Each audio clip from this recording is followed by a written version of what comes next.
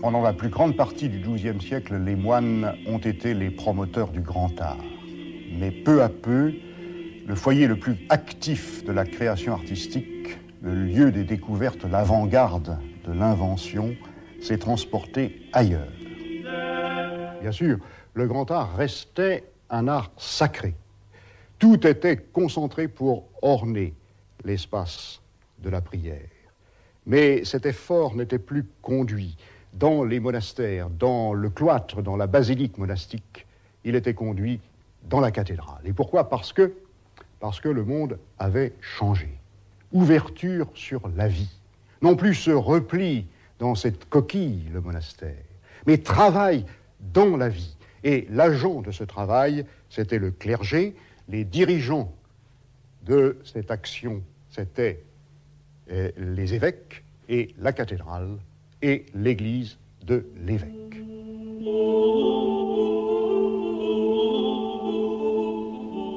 Il y a donc une église par cité, puisqu'il y a, c'est un vestige du premier christianisme, un évêque dans chaque cité romaine, et là seulement. Donc, ce que l'art des cathédrales signifie d'abord en Europe, c'est la renaissance de la ville, c'est la prospérité urbaine.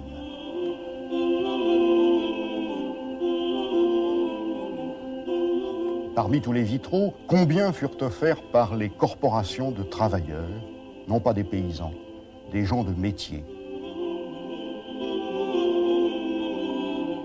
Des hommes qui travaillaient dans la ville, dans ces faubourgs sans cesse plus peuplés, qui travaillaient la laine, le cuir, les métaux. Ces hommes qui vendaient les belles draperies, les bijoux, qui couraient de foire en caravane. Et ces travailleurs ont voulu que dans l'église de leur ville, sur les baies traversées par la lumière de Dieu, soient représentés les gestes et les outils de leur labeur. Et la cathédrale les rassemble tous. Elle est assez vaste aux grandes fêtes pour accueillir toute la population de la ville. Et les bourgeois n'entrent pas dans la cathédrale seulement pour prier, les associations de métiers s'y réunissent et la commune tout entière pour ses assemblées civiles. La cathédrale est la maison du peuple citadin.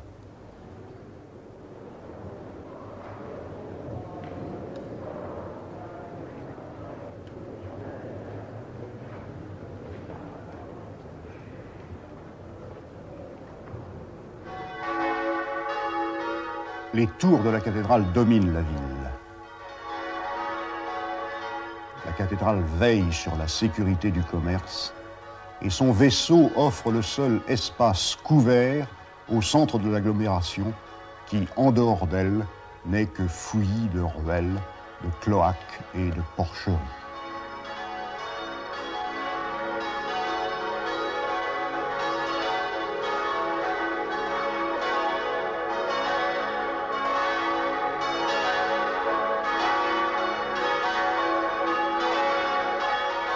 L'agglomération concentrée, pressée.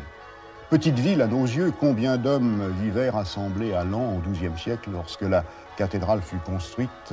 Quelques milliers seulement, 10 000 peut-être. Mais riches, d'une richesse nouvelle, monétaire.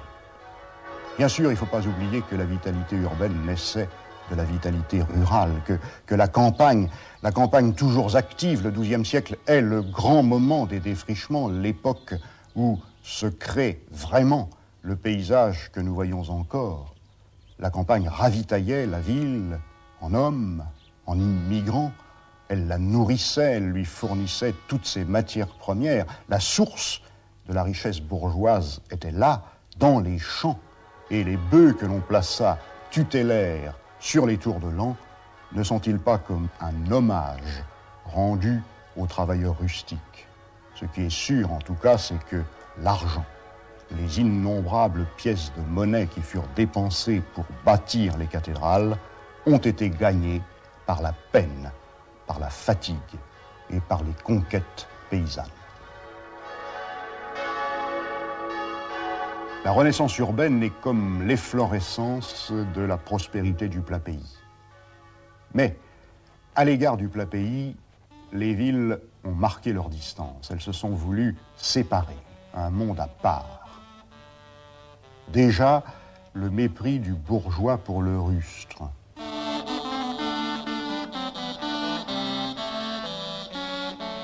Un monde différent est d'abord retranché, des murailles, et les plus modernes, dotés de tous les perfectionnements qui affectent à ce moment-là l'architecture militaire aussi bien que l'architecture des églises, un enclos, des portes que l'on ferme soigneusement le soir.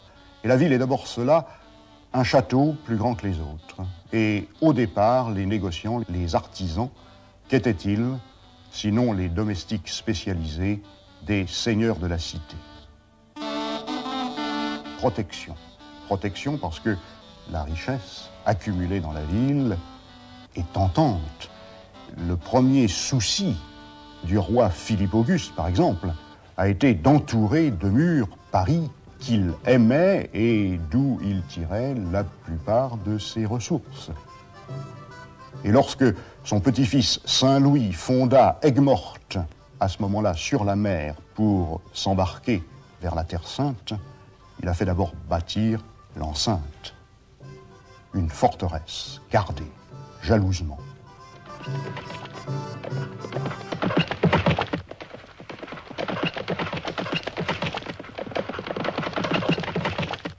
Mais communicant, carrefour,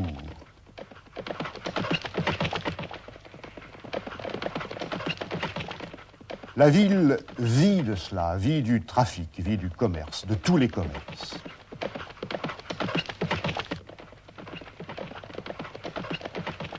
Elle abrite des prêtres, des guerriers, mais ceux qui l'animent et qui parfois la dirigent seuls, ce sont les hommes d'affaires.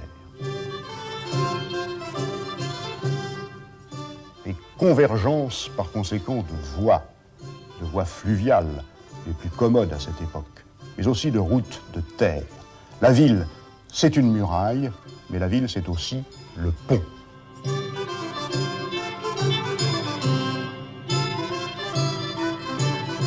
Le pont est passage, mais il est aussi barrage, défense. Les ponts de Paris que montre cette miniature du XIIIe siècle illustrant une vie de Saint-Denis avaient au Xe siècle sauvé la ville des incursions normandes. Et 300 ans plus tard, ils demeuraient défendus. À leur entrée, de part et d'autre, un ensemble fortifié, un petit château, un châtelet.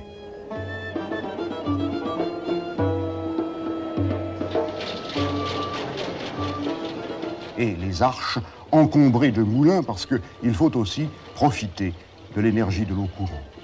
Si bien qu'à Paris, les barques ne passaient pas. Il fallait débarquer sur la place de Grève les tonneaux de vin qui venaient du pays d'Auxerre et puis les transborder et les embarquer de l'autre côté du pont sur d'autres navires.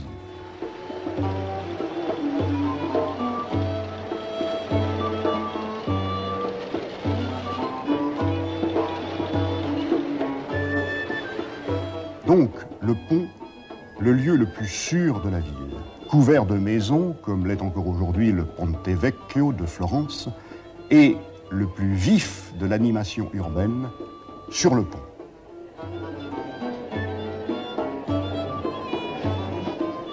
Animation batelière, les maîtres de la fortune parisienne au XIIIe siècle sont ceux que l'on appelle les marchands de l'eau, les armateurs, et lorsque la ville s'est donné des armoiries parlantes, elle a choisi précisément le navire.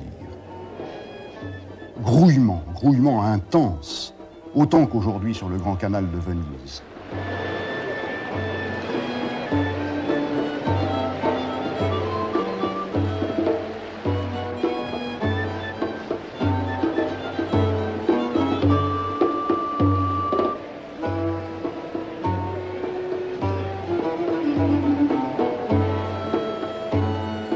la cité, lieu d'abondance, et puis tous les charrois modernes, les chevaux attelés du collier d'épaule, cette invention du Moyen-Âge. Tout l'apport incessant quotidien de la paysannerie nourricière et toutes ces denrées élaborées dans les échoppes d'artisans.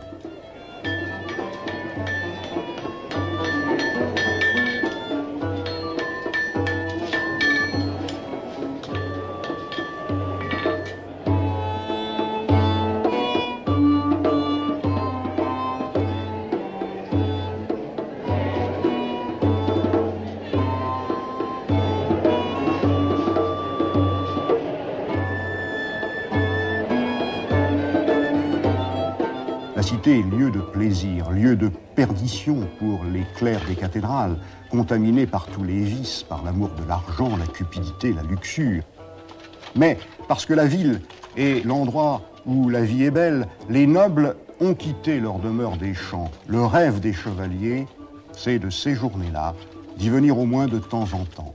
Plaisir, opulence. Mais également l'extrême misère. Les laissés pour compte de la croissance, les migrants aux mains vides, et les malchanceux, les éclopés, les malades, les pauvres. Et dans l'espace urbain, dans cette société diverse, mouvante, la découverte bouleversante de l'indigence.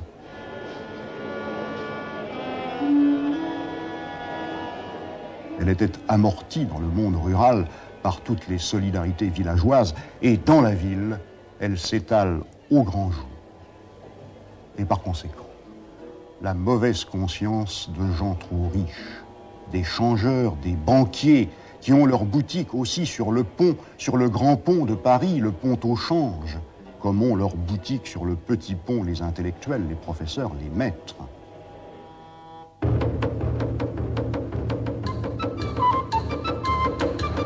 Et c'est dans la ville au XIIe siècle que s'amplifie l'idée qu'être chrétien, ça n'est pas seulement faire des gestes, ça n'est pas seulement réciter des prières, c'est écouter Jésus qui disait qu'un riche n'a pas de chance d'entrer dans le royaume. Jésus qui vivait avec les prostituées et les lépreux et qui les chérissait. Inquiétude qui pousse à donner tout ce qu'on a, à le donner en particulier pour construire la cathédrale, qui est aussi un monument de renoncement que l'on a pu bâtir si belle et souvent si vite, parce que les riches donnaient à pleine main l'argent.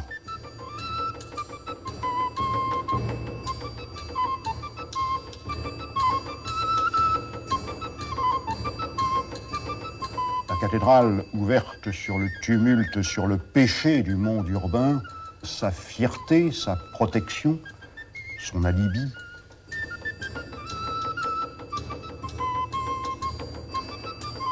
Et qui appelle à regarder vers le ciel, à s'élever, mais dans l'ordre, dans la discipline. Parce que la cathédrale est d'abord peut-être le monument du pouvoir, de deux pouvoirs associés, celui de l'évêque, celui du prince. À Reims, Dieu siège, encadré par la statue de l'évêque et par celle du roi, tous deux sacrés. L'Église épiscopale reconstruite exprime l'union du pouvoir pastoral et de la royauté qui dominent ensemble la source de la richesse, la cité. La cathédrale est démonstration. Et démonstration de puissance d'abord, par les tours, emblèmes d'autorité.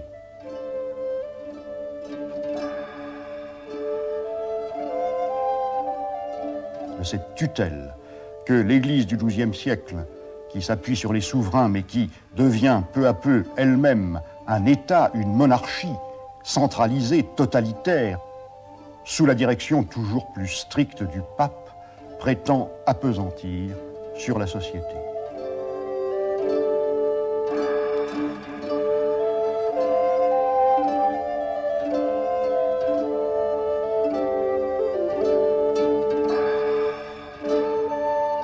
Enseigner par l'image, c'est la principale fonction des porches.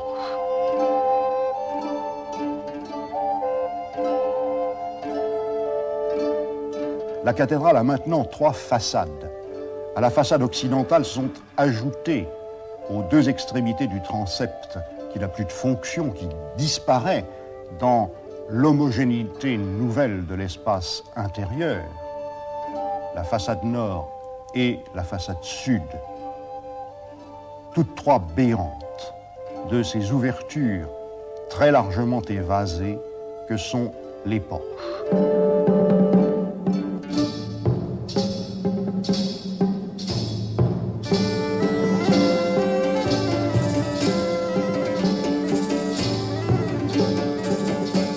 Ce sont des scènes de théâtre où l'on a monté un vaste spectacle aux acteurs innombrables.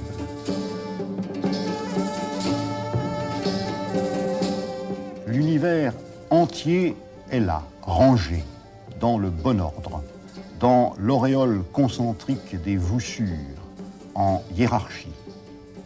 La création comme happée, arrachée aux dissonances,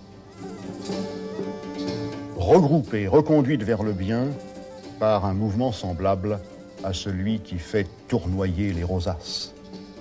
La cathédrale appelle, elle capture tout le dynamisme dont cette époque est remplie, elle le discipline. Et ce qu'elle diffuse par tous ses pores est une vision d'encadrement. À Chartres, sur la façade occidentale, le portail royal fut sculpté aussitôt après Saint-Denis, au milieu du XIIe siècle. On reconnaît là tout ce qui vient très frais de l'âge roman. Au centre du décor, la scène toujours de l'Apocalypse, l'image de Dieu, victorieux des ténèbres, mais déjà cette inflexion qui arrache la vision au rêve et qui ramène le Sauveur à cette humanité qu'il a assumée par l'incarnation. Et en contrebas, des figures d'hommes, les rois de l'Ancien Testament, les apôtres, des statues, mais qui sont encore des colonnes encastrées, prisonnières du mur, et dont le corps étroit, rigide, qu'une robe aux plis parallèles enserre de cannelures, pas de vie apparente, nulle ébauche encore de mouvement.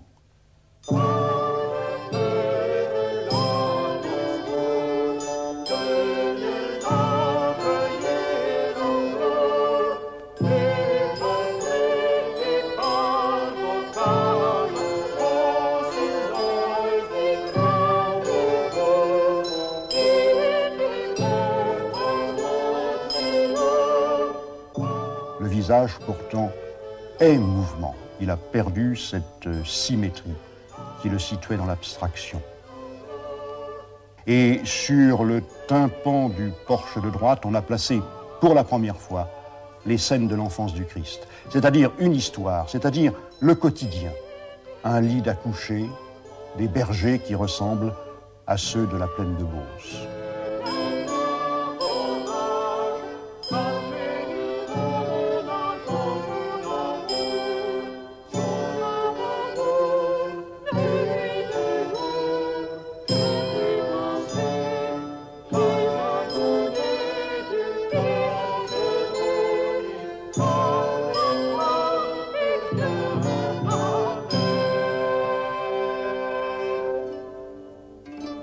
Les porches du nord et du sud, à Chartres, ont été sculptés 50 ans plus tard.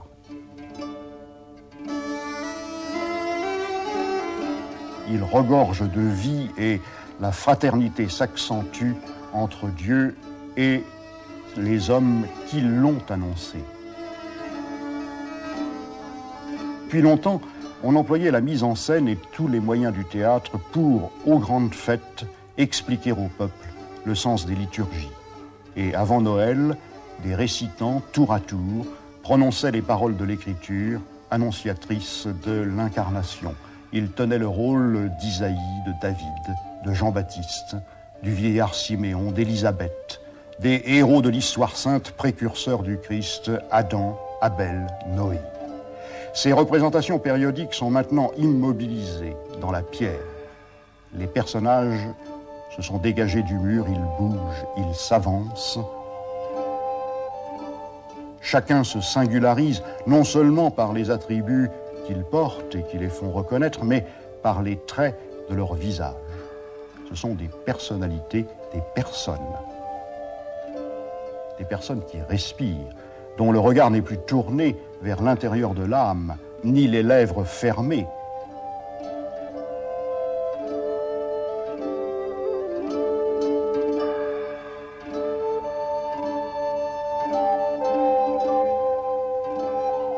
Que les passions remuent dans la gravité et l'espérance.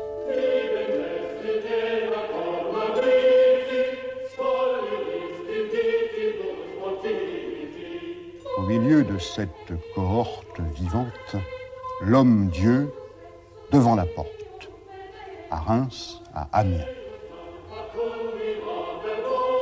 Je suis la porte, a dit le Christ, et celui qui entre par moi sera sauvé, par ma parole. Enfin comprise, que les sourds entendent, que les aveugles voient. Le Christ docteur, le Christ enseignant. Victoire de l'intelligence. Cette parole est la vie, la vraie.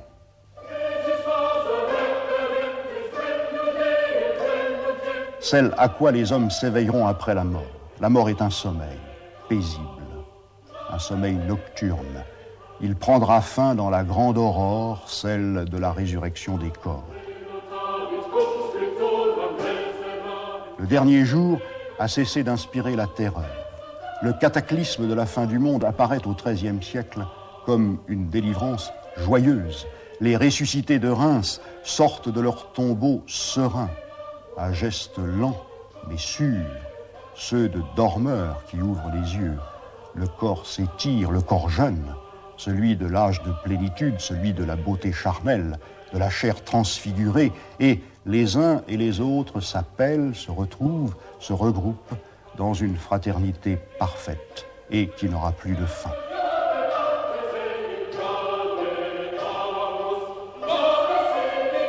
Avant que ce jour n'arrive, l'essentiel est de faire confiance. À qui?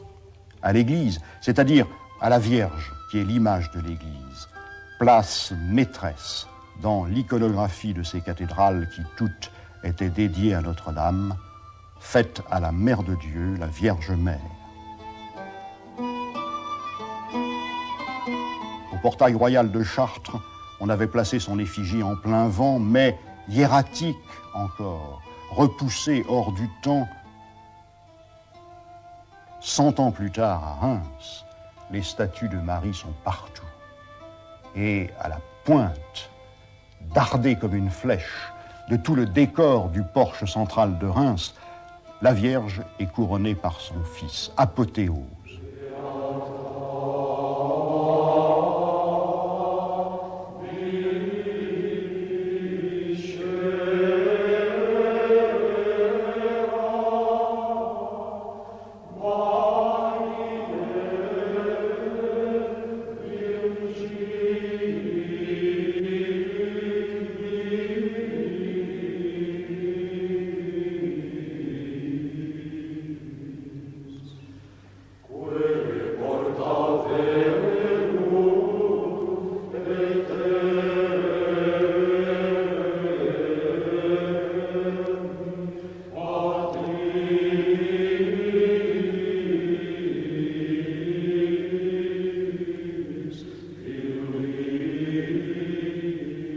Cette scène n'est que la transposition des formules liturgiques de la fête de l'Assomption. La reine s'est assise à sa droite dans un vêtement d'or. Il a posé sur sa tête une couronne de pierres précieuses. Fête du couronnement, avec toute l'escorte d'anges souriants qui ressemblent aux ressuscités. Un sacre, une délégation du pouvoir suprême. Mais si on se souvient que l'Église du XIIIe siècle s'identifie à Notre-Dame, on comprend le message La toute-puissance en ce monde, avant la fin des temps, lui appartient. Quand portes et fenêtres,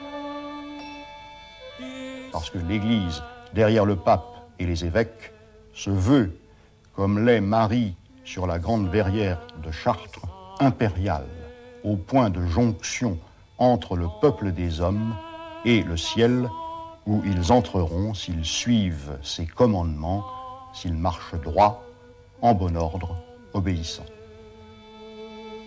L'éclosion de l'art des cathédrales, étonnamment rapide, Chartres est construite en 26 ans, Reims plus vite encore, entre 1213 et 1233.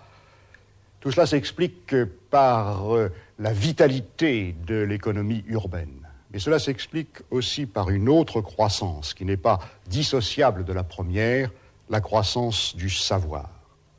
Toute cathédrale est flanquée d'une école et les plus vivantes sont autour des cathédrales du nord de la France.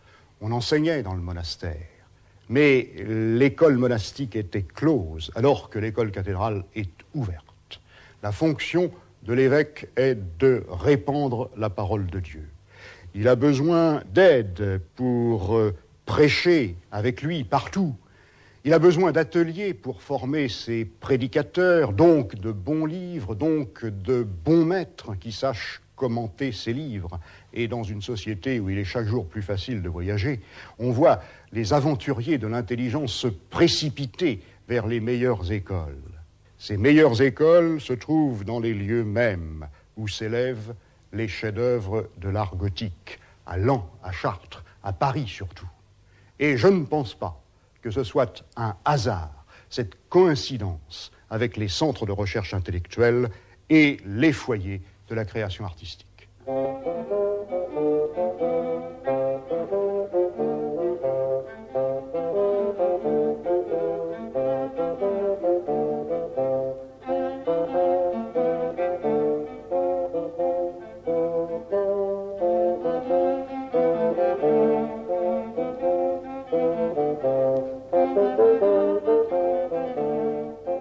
Le cycle des études est le même qu'au temps de la première Renaissance, au temps de Charlemagne, les 7 arts libéraux, comme on dit.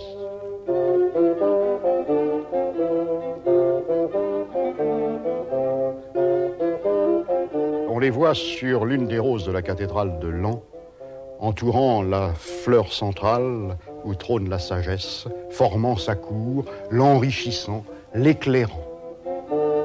3 disciplines initiatiques, la grammaire, la rhétorique, qui est l'apprentissage du discours, la dialectique, qui est l'apprentissage du raisonnement, et puis 4 disciplines plus approfondies, la science des nombres, la science de la géométrie, la science du cours des étoiles, la science des tons de la musique, c'est-à-dire ce qui apprend toutes les lois qui mystérieusement régissent l'univers. Et c'est cette voie, c'est cette avenue du savoir menant à la théologie, science maîtresse, qui aide à percer les secrets de Dieu à travers les mots qu'il a prononcés et à travers ces autres signes que sont les lois de la nature.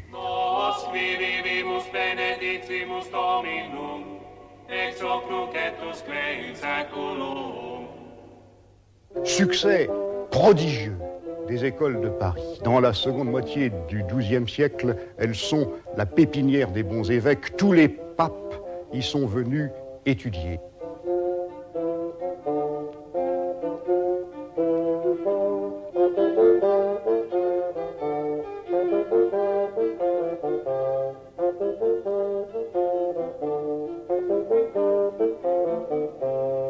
Et ce succès tient pour une part large à l'enseignement d'Abélard. La dialectique au premier rang. Par le raisonnement, saisir le sens des mots, partir du mot, mais non pas méditer sur lui dans une rêverie divagante comme dans le monastère. Non, le traiter par le raisonnement. Et l'outil qui se perfectionne sans cesse. Des équipes de clercs avaient suivi les guerriers qui arrachaient l'Espagne, la Sicile aux musulmans. Ils s'étaient jetés sur les admirables bibliothèques de Tolède ou de Palerme. Et ils s'étaient mis fébrilement à traduire de l'arabe au latin ce que les Arabes avaient traduit du grec. Et ce qu'ils révélaient, c'était la science antique, c'était Euclide, c'était Ptolémée, et c'était plus précieux encore pour eux, la logique d'Aristote. Et la méthode s'affina, s'enrichit. Au départ, douter. Abélard le dit. Nous venons à la recherche par le doute et par la recherche. Nous percevons la vérité. Orgueil, présomption. Certains condamnaient cette attitude avec violence, et en particulier Saint Bernard qui finit par terrasser Abélard. Mais quelle fécondité et cet enthousiasme dans les écoles dont l'exercice n'était plus la leçon essentiellement, où l'exercice principal était la discussion, discuter, débattre. Mes étudiants, dit Abélard, mes étudiants réclamaient des raisons humaines, des raisons. Et il leur fallait des explications intelligibles plus que des affirmations. Ils disaient qu'il est inutile de parler si l'on ne donne pas l'intelligence de ses propos et que nul ne peut croire s'il n'a pas d'abord compris. Et toute notre science sort de là.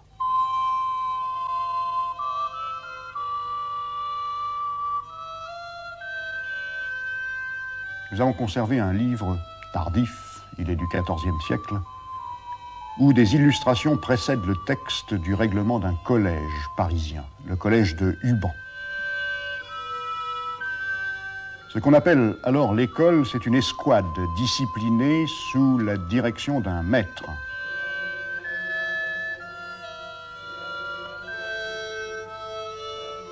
De jeunes hommes, tous clercs, tous d'église, tondus, portant le vêtement clérical,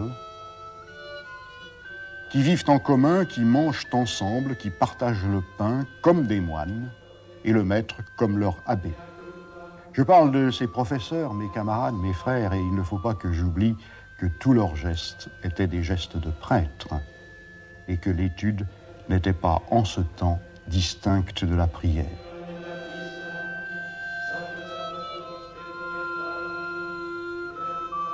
Les exercices proprement scolaires alternaient avec la méditation spirituelle, avec la pratique liturgique, prier, louer Dieu.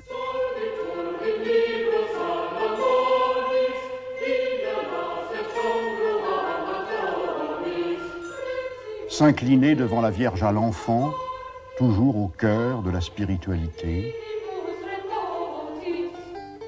Mais deux nouveautés, et c'est bien ce qui distingue l'école du monastère, parce qu'elles sont toutes les deux ouverture au monde.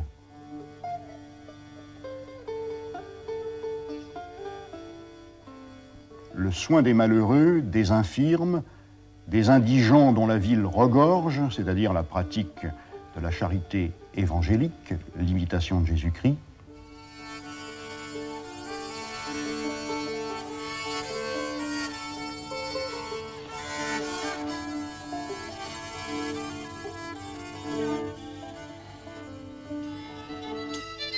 Et d'autre part, le contact avec la bonne société, avec les gens de la cour, de la richesse, de la puissance, à qui il faut apporter le savoir et montrer l'exemple. De ces écoles est sorti l'esprit qui anime l'esthétique gothique. Tout.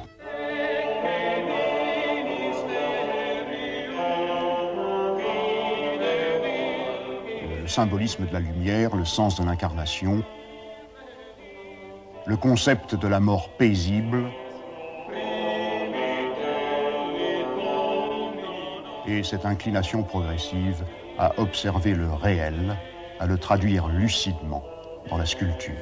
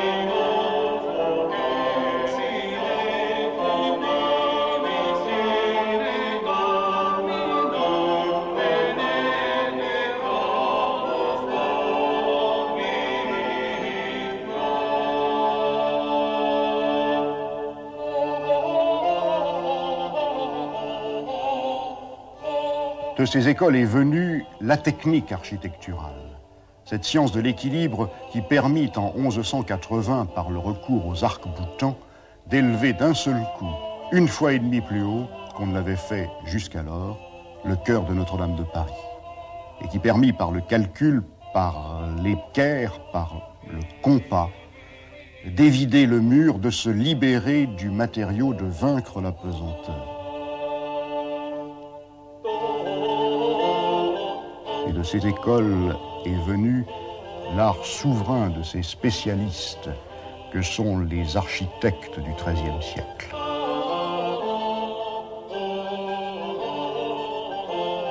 Respectés et qui se disent eux aussi, comme les maîtres, docteur Espierre.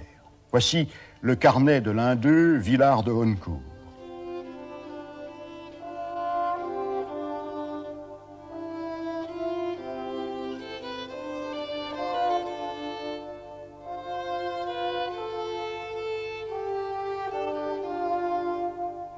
Tout ce qu'il doit à la logique. La cathédrale est conçue logiquement par le raisonnement. Elle coordonne en un ensemble des séries d'éléments discrets. Et peu à peu, l'envahissement du rationnel, cette rigidité d'épure toujours plus froide, abstraite.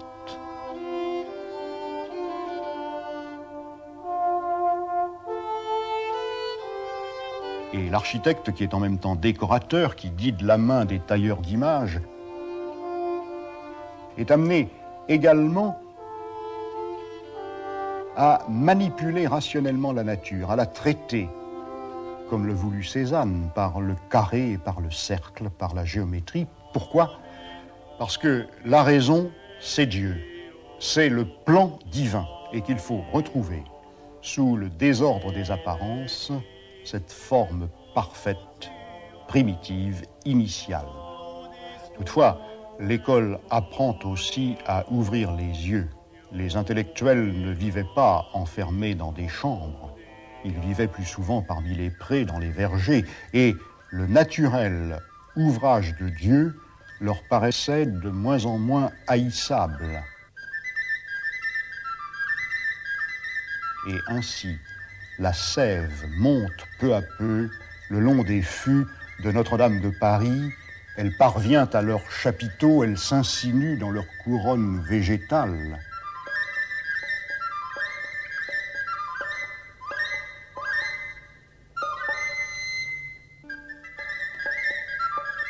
La flore des corbeilles prend vie.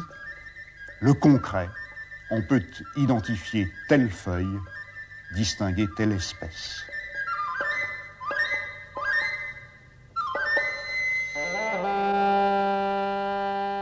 Dernière influence sur cet art, celle de la croisade. N'oublions pas en effet en toile de fond l'expédition d'outre-mer, toujours recommencée dans l'espoir toujours déçu de délivrer à nouveau le tombeau du Christ reconquis par l'islam.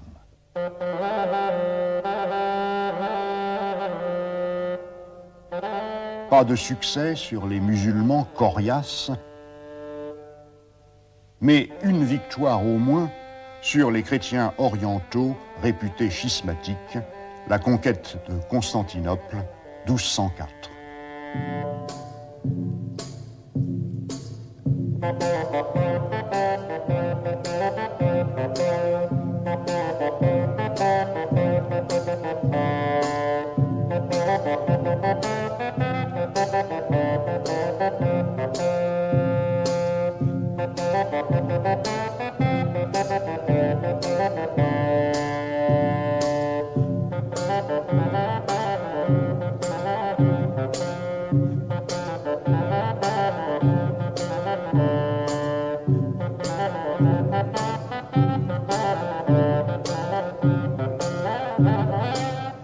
Constantinople, la cité splendide, débordante de trésors, un superbe pillage, tout l'or, tous les bijoux raflés, mais aussi les reliques dont cette ville était pleine, des reliques de la Passion et les coffres qui les enfermaient, historiés, couverts d'images.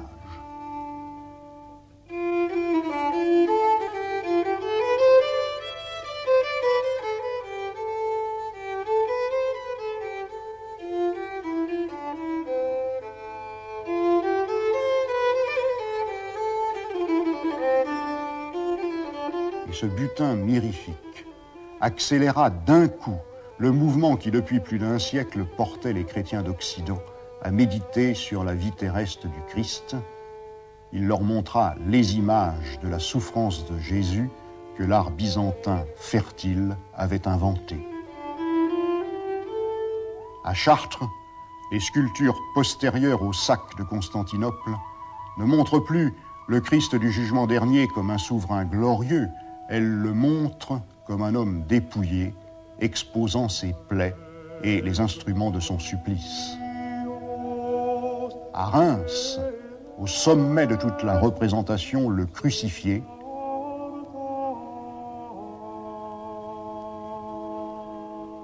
et sur le carnet de Villard de Honnecourt, le crucifié se tord de douleur, son corps s'abat lorsque Nicodème le dépose de la croix dans la déploration, une méditation sur la mort de Dieu qui vient en droite ligne de la spiritualité byzantine, de Byzance un moment soumise. Et quelques décennies seulement séparent cette image bouleversante du dépouillement abstrait du monastère cistercien.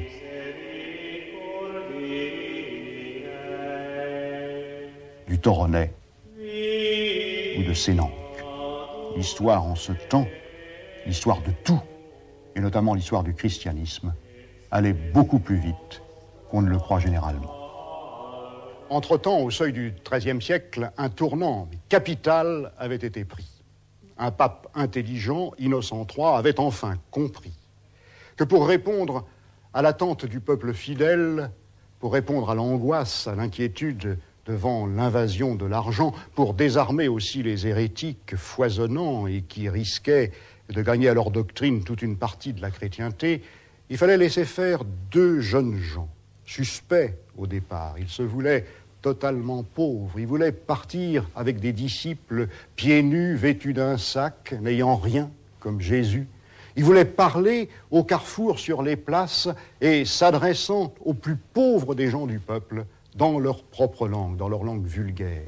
Deux hommes, Saint François, Saint Dominique, tous les deux produits du monde nouveau.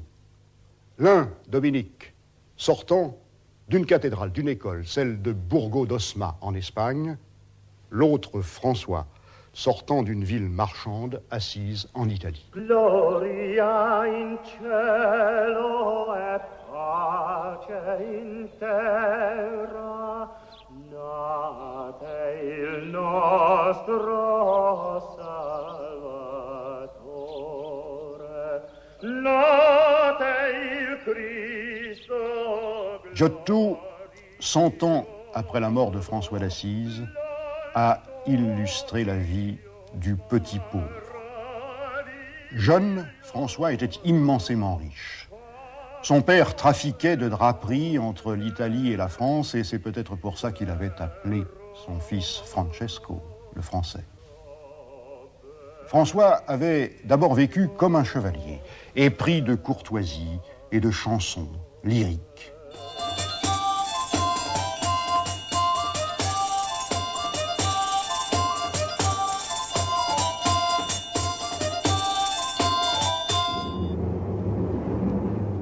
Brusquement, le Christ, le crucifié, lui avait parlé, lui avait dit de reconstruire l'Église, et pour cela, de tout renoncer. Et alors, la scène dramatique, sur la grande place d'Assise, en pleine ville, devant les riches, devant les hommes d'affaires, dans leurs atours, dans leur arrogance, François se met tout nu, plus rien, et il se drape dans le manteau de son évêque, affirmant par ce geste que lui ne dévie pas, qu'il n'est pas hérétique, qu'il n'est pas adversaire du clergé, qu'il reste soumis à l'autorité de l'Église.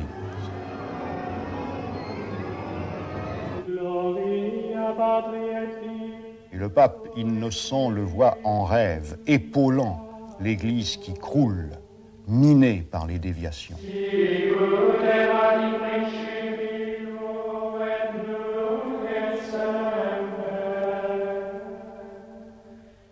Il l'autorise à prêcher l'Évangile. Lui, François, qui n'est pas prêtre, qui ne se soucie pas de devenir prêtre, et qui dit que le monde est bon, que la nature est bonne, qui converse avec les oiseaux des champs. Réhabilitation du charnel, parce que le charnel, lui aussi, sort des mains de Dieu.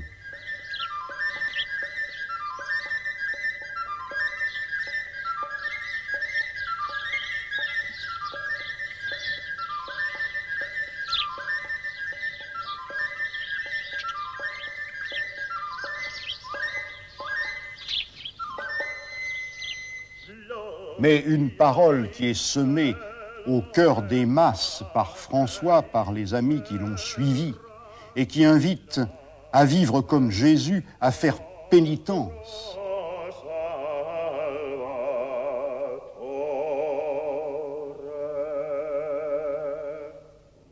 Et lui, François, imitant si bien le Christ, qu'il en vint à porter les stigmates de sa souffrance. Et lorsqu'il mourut décharné, pleuré par ses frères en pauvreté, pleuré par sa sœur Sainte-Claire, à la manière dont on pleurait le Christ mort sur les fresques byzantines, tout le monde le tenait pour un saint et beaucoup le tenaient pour un nouveau Jésus. Et l'Église, la main forcée, dut le célébrer comme tel, en s'efforçant comme elle pouvait de désamorcer ce qu'il y avait de contestation radicale dans le message de ce fou de Dieu.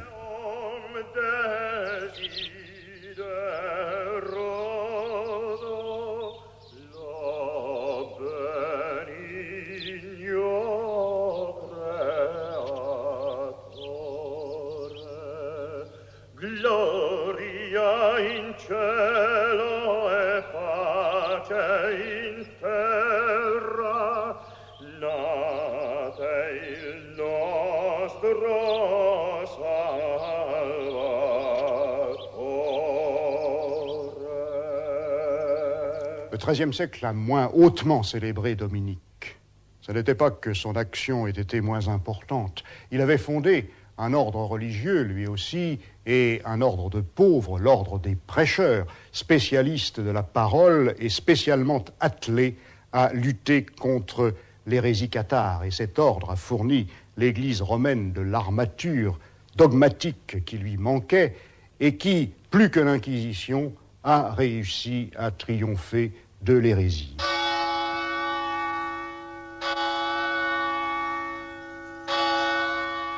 Mais c'était un ordre d'intellectuels et qui ne sortit pas du monde des écoles, sinon pour porter la parole au peuple dans de grandes églises, des halles, des halls faits pour la conférence, pour l'audition, et pour que la foule suive l'office dans le livre.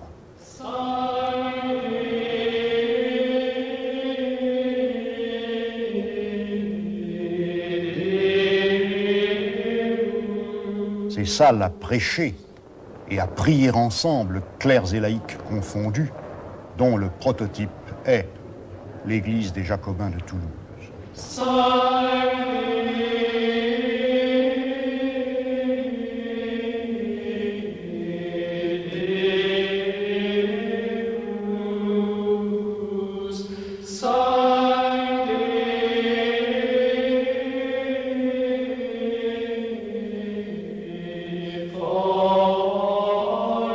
L'apport des dominicains se situait au niveau de l'intelligence, l'apport des franciscains au niveau de l'élan du cœur, de la compassion et de la joie parfaite. Et ce second message fut reçu par les foules.